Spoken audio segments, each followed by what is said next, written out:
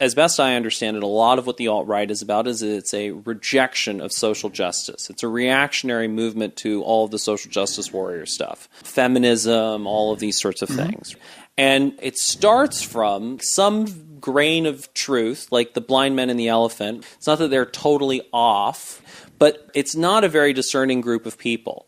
And so what ends up happening is that they're so busy rebelling against social justice that they end up running all the way to fascism. Well, they also talk about being a race traitor, don't they? Well, so yeah, but there are those white nationalists. Well, so a lot of it is that there was all the identity politics on the left.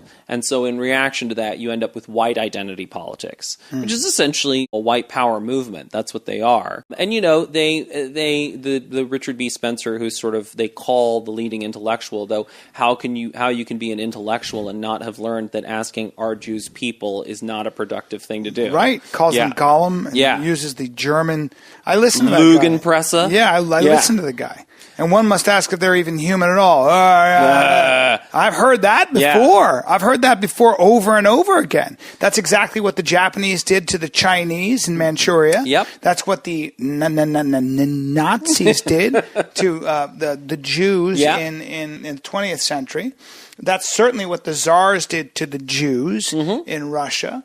That's what Pol Pot and Mao Zedong did to anybody who disagreed with them. Yep. Especially the kulaks, the intellectuals, and et cetera, et cetera. The bourgeoisie. Yep.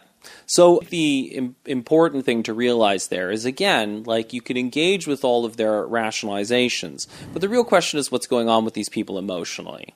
And I think the easiest way to understand Richard B. Spencer or the alt-right is to understand them as Kylo Ren from Star Wars Episode 7. You have Han Solo and Princess Leia, and then they have this kid, Kylo Ren.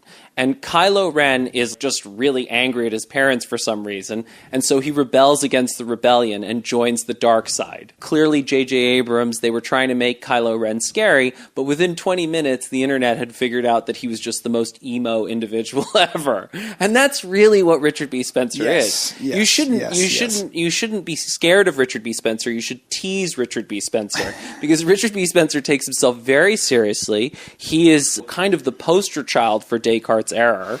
And he fundamentally, again, like Peter Schiff or like any of these fundamentalists, doesn't know how to confront his own feelings.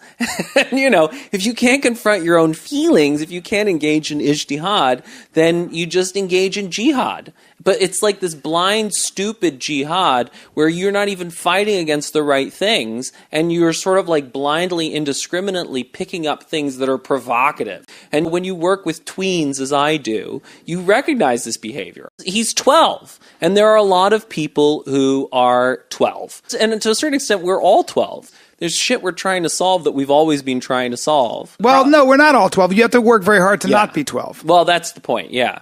It takes real work to engage in that ijtihad, to engage in that self-struggle and struggle with your emotions and sort through your feelings about your parents and realize that, like, do I love my dad? 100%. Do I think that he nailed it and got everything right? No.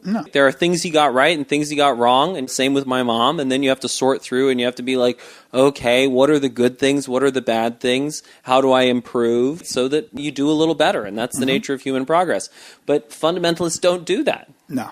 They just figure out some very simple worldview and they just pursue that to the end of the line.